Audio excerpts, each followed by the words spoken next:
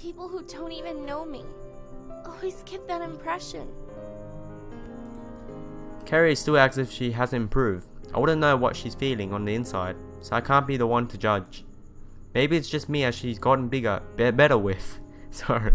Which would be a reasonable assumption. I'm the only person that she converses with that isn't within her family. A group of people, which is probably limited to just her father. It must have been painful. It never used to be like this. Though I was always a quiet person. In the past, I never really had a good social life. There was this one girl who never really liked me. Thinking about it now still makes me feel sick and angry. Poor Carrie. It was 2 years ago. What, you must have been like 15 2 years ago. I want to ask her, why didn't she speak up for herself? For actually asking it would be rather spiteful. I've known a girl trying to study for her exams would have been quite a stressful time. Knowing the education system, they wouldn't have done much for her, or didn't. I don't know if she had spoke to any teachers. The year after, I was pulled out of school by my father. He knew something was wrong, so I spent the year at home. I'll be damned. I told you I was ill, didn't I? So that was a lie? It was. I Sorry. get it. I know, painful times. Accepting her apology would be wrong. She had a pretty good reason to do so. After it all, I felt nervous. I couldn't socialize. I feared a reaction. If I went through that again, I wouldn't know what to do. Then I came back and met you. So it wasn't easy for Carrie to open up to me. It almost seems like as if I forced her to with how quick it has all gone. From a different perspective, I wouldn't be standing here if she didn't want to get along. Nobody would outright refuse any interaction. It was just hard for her, for an understandable reason. It makes me feel happy that she had found what she had been looking for. That girl had gone, so I went back. But I was still scarred with loneliness. Everyone knew me from before, and stayed away. Oh, poor Carrie. But you were there, and you gave me an opportunity. Yep, sake is the man. That's why I want to thank you, for becoming my friend. Or even future. You mean a lot to me. Wow, that's very motivational to me, to Seika. Carrie stands from her bed, finishing by giving me a warm-hearted regards. It's a thing she has always done during the time we've known each other. She's usually quite polite. This, however, is something much more than that. Something special, both to her and me. Thank you. I'm glad I could be there for you. You're an important friend to me too. I told you before, didn't I? Carrie nods and smiles, wiping the melancholic expression clean from her face. It's a wonderful sight. To know that our friendship means this much to her, it really makes me happy. Thanks. The pair of us stand together in the center of Carrie's bedroom, basking in the presence of the other. Around us is silence, bearing the light sounds of traffic from outside. It's a lovely atmosphere, something which makes me feel warm inside. I don't know what her father is doing, but he must have realized we have gone. Luckily enough, we are not in my house, or my father would have been here the moment we left his sight. So, I guess you got to see my bedroom. It was beautiful. I guess I did. I want to see yours. Though it's probably a bit messy. And there's some porno mags hidden. Just a heads up, Carrie. Out of nowhere, Carrie throws me a jab as she stands before me with a complacent grin. She's right though. My room is a tip. If I ever did have the courage to bring Carrie anywhere near my family, particularly my father, then cleaning the room would be somewhere on the list of priorities. Well, what can I say? You should take pride in your tidiness. I almost said tidiness. Carrie giggles at my statement, an act of familiarity, which I am glad we could achieve. Moments ago, Carrie was recalling thoughts from a time filled with a wealth of dictionary words. Sadness, depression, loneliness, those sorts of words came to mind. Hopefully we can change the experience of the past, so in the future she doesn't have to look back on the painful memories. If you didn't have that bookshelf, I'd dread to see what your room would look like. I take pride in my books. Thank you. Wow, she's like opening up now. Oh, you're right. I like to look after them, but reading them comes first. She's like normal attitude now. There's quite a lot of books there, though surely she hasn't read them all. Actually, I take that back. She probably has. Her vacant smile as she stares towards the bookcase proves it. In all fairness, she's not the only one with a lot of books in her room. I couldn't even count the number in mine. Whatever it is gather dust as my room continues to be treated like a storeroom by my father, cluttering the house with all his publications. Was there ever a time where he actually wrote a book? Putting that thought to the side of my mind, I glanced at the alarm clock beside Carrie's bed. It feels as if it's getting late. It's only 2 o'clock? Oh, ignore the alarm. It's broken. Oh. It seems as if we both had issues with faulty clocks lately. Nonetheless, if it wasn't for that, I doubt I would have met her in the first place. Realizing that I am in fact wearing a watch, I raise it up to check the actual time before saying it myself. Carrie is quick to the point. It's getting late, isn't it? Yeah, I should probably head back soon. I can't even imagine what my sister might get up to. Carrie smiles, though that wonderful sight quickly turns back into a frown. I'm sorry about earlier. It's okay, Carrie. You don't have to apologize. In reality, it is her father's duty to apologize, even though I wouldn't blame him for his actions. It seems as if it's Carrie's mother who's a loose cannon. Carrie herself definitely isn't fond of her. Shall we head downstairs then? Yes, let's. Why did she say yes, let's? Carrie and I make our way out of her room and down the stairs, leaving behind what was both a special, yet somehow a depressing moment for both of us. Carrie had to recall the times she wanted to forget, but at the same time it made us closer. I now realize that she didn't even speak much about her family issues, that I can't blame her for, but it was the reason the two of us left the dining table. All I have to do now is to wait until she's ready to speak about such things. Being able to help her is something I want to do.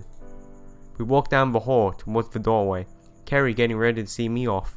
I don't know where her father is, but I'll just have to speak to him another time. Thank you for tonight, Carrie. I should be thanking you. I'm glad you came. Despite... Don't worry about that, Carrie. It's alright. Carrie smiles warmly, holding the handle of the door in her hand. I'm sure neither of us is ready to go yet, but I have to get back home nonetheless. I'll see you on Monday. She blushes, leaving me to give her a smile in response. I don't think I'll ever get tired of seeing those rosy cheeks. Alright, Carrie, I'll see you then. Bye. Bye. I'm gonna have to save it here. Shutting the door behind me, Carrie and I are now separated. Myself feeling happy despite the cold of the evening. Her, well, I'm not really sure how she's feeling. In all honesty, I hope she is feeling better. Talking with her really made me feel closer to her, maybe even something more. I take my steps out of the garden, a pretty one at that. Each flower still vibrant in the evening sunlight. It's quite a beautiful sight. It is Carrie's after all. Oh my god. The chirping of birds, the typical sounds in the morning, wake me up once more again as I slowly but steadily prop myself upright and stretch my arms out. The room is still dark, giving a contrast to my attitude this morning. It's strange to think that the first thing on my mind after waking up is Carrie. Although, given the situation last night, I can't really help it. Sure, my mind is amiss after Saturday.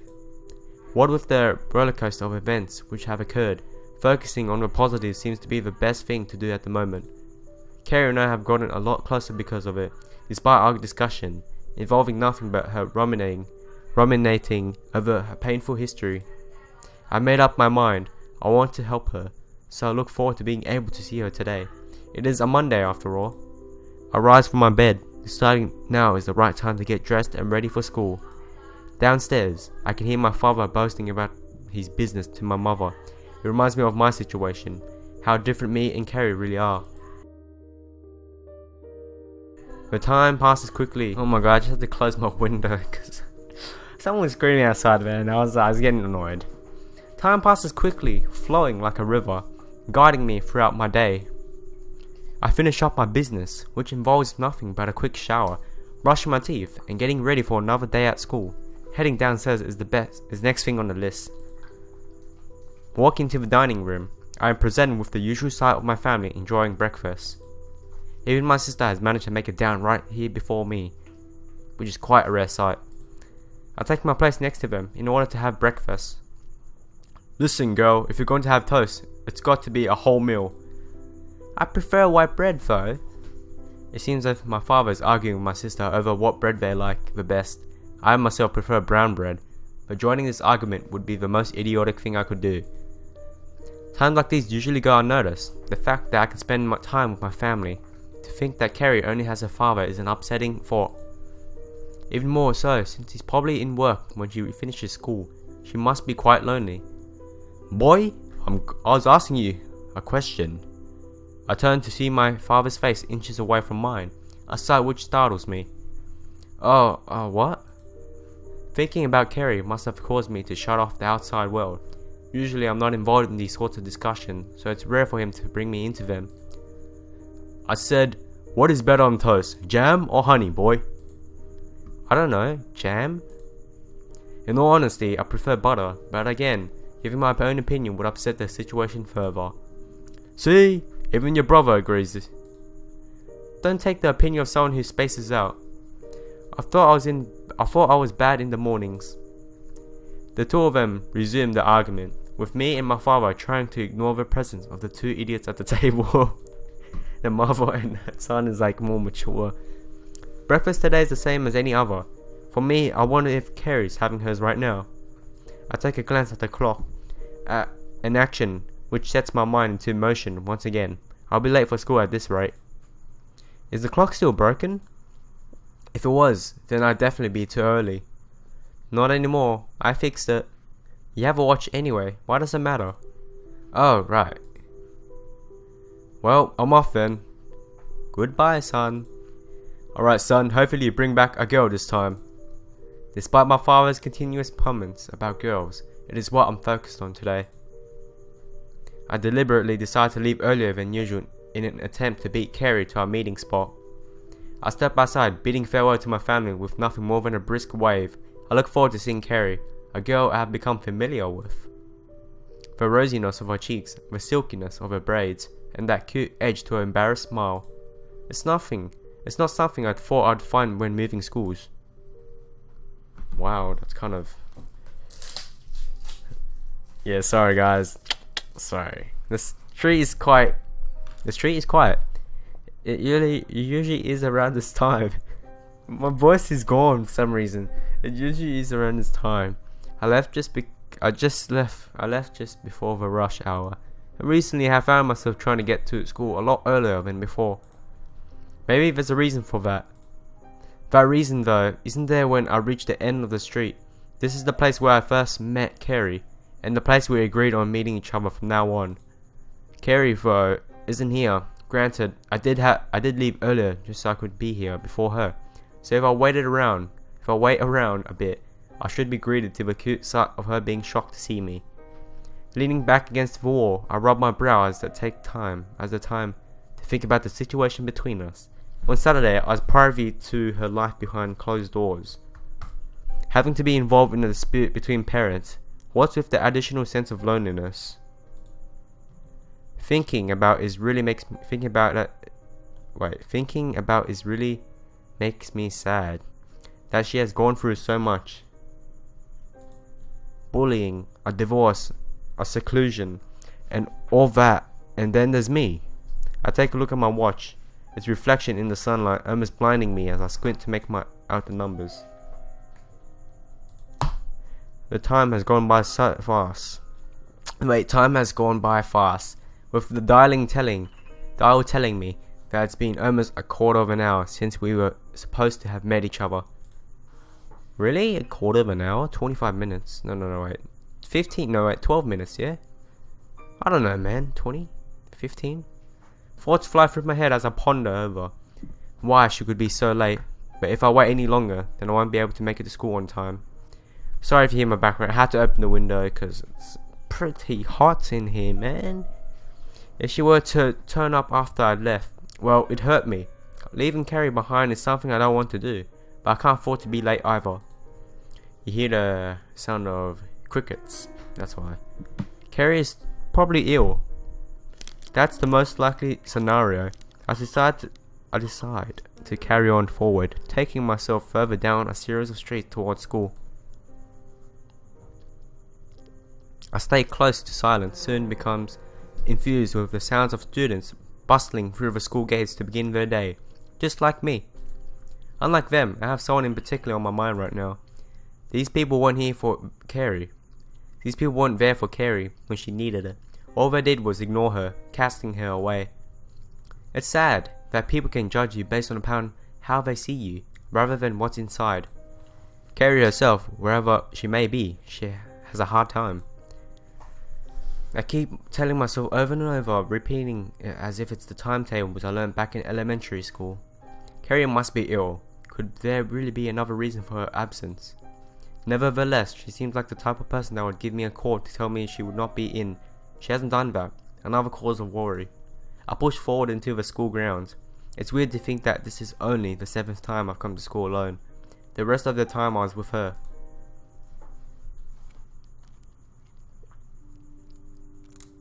Arriving in class just short of the bell, I sit down at my desk as usual. The best thing I can do now is go about my day, as I normally would, but I don't think I'll be able to dissipate the thoughts of Carrie. Yeah, I'm making up words as well, I don't know why.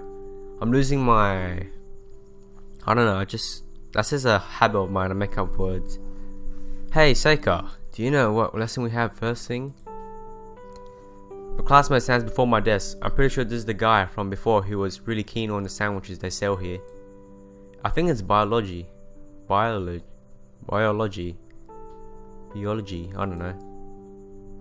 How do you say that? Alright, thanks man. He leaves my desk just as quick as he came, giving me a sense of sickness that I realize I'll have to put up with lessons for a while. I'm not particularly fond of my biology teacher. Biology, is that how you say it? Biology teacher either, but I have more important things to focus on right now. What I can do now is try and get through this. Lunchtime arrived, the bell doing more than signaling that it shows that I've got nobody to eat with. I doubt Carrie has or will show up today. Rising from my feet, pain shoot through my back as I straighten it. I've been slumped in my chair all morning, and luckily enough for me, I never got asked any questions by my biology teacher. As I approach the door to the classroom, part of me hopes to find Carrie there waiting for me. The entire set topped off with her cute blush, her silky golden braids lying loosely over her shoulders. More importantly, her adorable smile. Even though I'm only just gone over a day without seeing her, it's still an issue. Despite all this, there is no sign of Carrie as I leave the classroom to make a beeline to the cafeteria. Maybe that 100% wolf beef can give me the energy to make it through the rest of the day.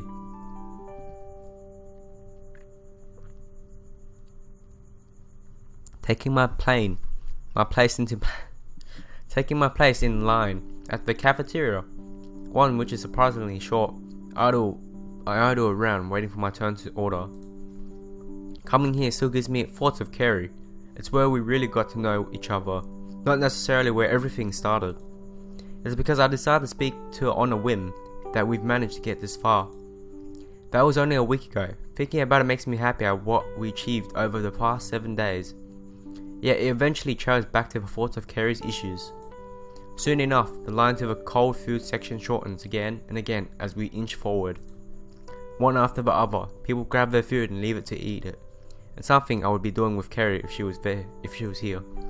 I decide to go grab a sandwich quickly enough to get the last beef one, leaving me to find a place to sit in the cafeteria. The real problem is that I have nobody to eat with, kind of like how Carrie was. I wondered if she would have approached me if our situation were reversed. With her personality, I couldn't really expect much. Even though she is a kind person, She wouldn't have had the audacity to approach someone she had only met that morning. I decide the best thing to do is just to go back to class. I can probably find someone to talk to there. The corridor is empty as I walk back towards my class to eat lunch. Most people now would either be in their class or in the cafeteria, so it's rare to see any students walking about at this time. Making my way past one of the classrooms, I notice the door open behind us as someone calls out, "Hey Seiko, Hey wait, you're Seiko, right?" I stop in my tracks and turn around to find one of the year formed teachers calling out to me. I think he's in charge of Carrie's class. "Yes, I am, sir." "Sorry to stop you. I was wondering if you'd know the reasons why Gary Dwin is absent today." "We haven't received a call from her parents, so I thought you might know where she is. You might have been hanging around with her lately, that is." "No, I don't, sir. Sorry." "Has this guy been watching me and Carrie? I guess it's kind of his job as teacher to track pupil progress. It is quite notable that one of the most introverted students suddenly made a friend, but it still aggravates me that's looking into our business." "Okay, no worries. We'll give her parents a call later if we don't receive any word from them." I'm not sure if this guy knows about the relationship between Carrie's parents. He heads back into his classroom, leaving me by myself in the corridor. The thought of giving Carrie a call myself crosses my mind as I make my way back to my classroom. Why didn't you do that in the first place? Cool air, the sound of cars, and the presence of local populace going about their daily lives surrounds me. Walking home from school has always been like this.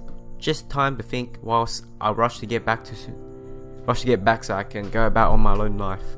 It makes me wonder whether things would be different if Carrie had come to school today. We did agree to walk to school together, but neither of us said anything about walking home together. I'm not sure why we haven't. Being able to support Carrie is something I want to do. After what her teacher had told me, I really don't think she's ill. Surely her father would have informed the school. They're never too keen on pupils missing lesson. I've had the experience of being berated for it before. Putting my hands in my pocket, my fingers naturally rest around my phone as I realized I had it with me. I did decide on giving Carrie a call, but I'd rather wait until I'm at home before doing so. Something inside me knows the things we'll discuss won't be the same as the trivial things we both embraced before. Step by step, I traced back my usual path down my street to and from school, quickly arriving home and making my way indoors. Inside, instead of the usual sounds of my father boasting and my mother's retorts, I found my sister sitting down and playing on her phone. It's something she would usually do. Why is she doing it downstairs and not in her room? I'm unsure. "Oh, you're back." "Yes, I am. Did you get let out early or something?" "No, I'm just a faster walker than you." She always has a way to be cheeky. "Where's Mom and Dad?" "Oh, they went out. They said they'd bring back something for dinner." "Alright." I take off my shoes in the hall when I get the idea to talk about Carrie with my sister. She might be able to give me a girl's perspective on it all. At least I hope. "Hey sis, is there any reason as to why a girl might not come to school despite not being ill?" My sister turns her head and smirks at me, almost to mock me for knowingly asking something which would make me feel indebted to her. "Oh, did a girl you like take the day off? Very funny. Are you going to give me a serious answer?" After raising my voice, my sister responds to it by giving me a solemn expression. I didn't mean to get loud, but right now I have more things on my mind than her jokes. "Well, I wouldn't go if I didn't feel like it. That is, if I was depressed." "Thank you. I'm sorry for shouting." By getting angry, I've created a sense of awkwardness between us. Doing so resulted in getting an answer from her anyway, one which is unreasonable given Carrie's situation. All I can do now is hope she's willing to answer my call. It's okay. Resuming with whatever it she was doing, my sister takes hold of her phone, leaving me to part ways with her to head upstairs. It's a sad music, man. I know that music. Before me is a room all too common, and as always, all too messy. Looking around, I realize this will be the stage upon which I begin my act to be there for Carrie, a girl who has grown on me so much over the course of a mere 7 days. The sounds of cars resonate through the open window, causing me to look outside and stare back at the melancholic expression. Is that really what I look like? The image is beyond me as I continue to listen to the melodic rhythm of people within the city going about their lives. Here I am, hesitating to call someone who means so much to me, someone who changed me. I was under the assumption that after meeting Carrie, I was able to bring her out of her shell.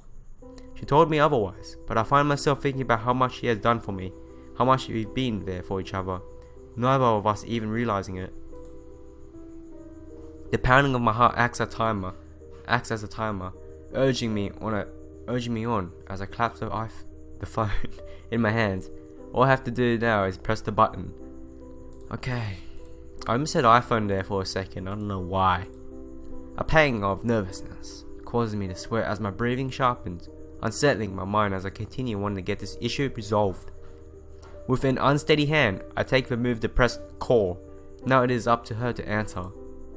The phone rings, slightly longer than I would expect it to if Carrie really felt like talking. It can only be assumed that she's at home. If her phone was anywhere near her, then she would have answered it by now. The ringing stops abruptly, causing me to feel a sense of relief which is soon washed away when someone other than Carrie answers the phone. Hello? Who might this be? On the other end of the line is Carrie's father. I don't know many parents who would answer their child's phone, but at least I can ask him about Carrie. This is Seika. Ah, that's right, you were over here the other day, weren't you? I'm sorry about what happened, I don't usually get so worked up, but a lot of things going on right now. All I can do is apologize for making you witness it all. I can understand. How is Carrie doing? She wasn't in school today. I thought you might be calling about that. You're a good lad, you know. I've only met this guy once and he's called me a good lad. On the other hand, getting on his good side isn't a bad thing in any shape or form. Carrie's in her room at the moment. She hasn't been down in a while. That's concerning. She's locked herself in her room. I think it's because she's upset about the relationship between me and my wife. Well, she won't be my wife for much longer. It's a complicated story. Did Carrie ever mention it to you? Not in any detail. She just told me to forget about her mother after Saturday. I think you deserve to know. It will help explain what Carrie's feeling. I don't think I'm in a position to be involved with her family issues. Really, it's odd to think he would this willing to tell me.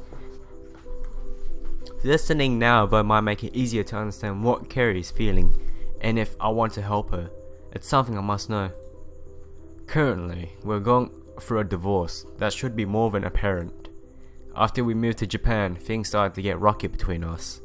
My wife decided to go on holiday back to Wales, but her real intention was to get back with her ex-husband. I eventually caught wind of it after one of my friends spotted them together. She stayed there, but at the same time filed for a divorce. It's a complicated process when you're dealing with the two countries. I was told yesterday that she was also filed for custody of Carrie. What? Does that mean Carrie would also return to Wales? Yes. She's been upset since she doesn't want to leave. I think she has too much here that she would lose if she went back. It's not just me she'd be away from. The reality is too hard to comprehend. A sheepish girl faced with another challenge in her life. Having to leave behind her father and her friend in order to go back to live with her mother she has no fondness for. I knew from the beginning that I wouldn't be able to do anything. Being there for Carrie still won't change for the outcome, but I won't resist doing so. Right now she needs someone there for her, even if it will end up hurting both of us. If you want to speak to Carrie yourself, you're welcome to come over anytime, but I'm not sure how receptive she'll be about it. It feels wrong if I don't at least try to get my voice through to her. Even if she turns me away, I just want to know that I'm here for her. To know that, despite the pain, the people most important to her will give back everything in return. That we care for her, that I care for her. Do you think I'll be able to come over today? I don't see why that would be a problem, but like I said, I'm not sure how Carrie will react. Her reaction right now isn't really stable. All that matters to me is how she is feeling, which I know is far from good. I want to reach out to her. Alright, I'll be over shortly. Goodbye.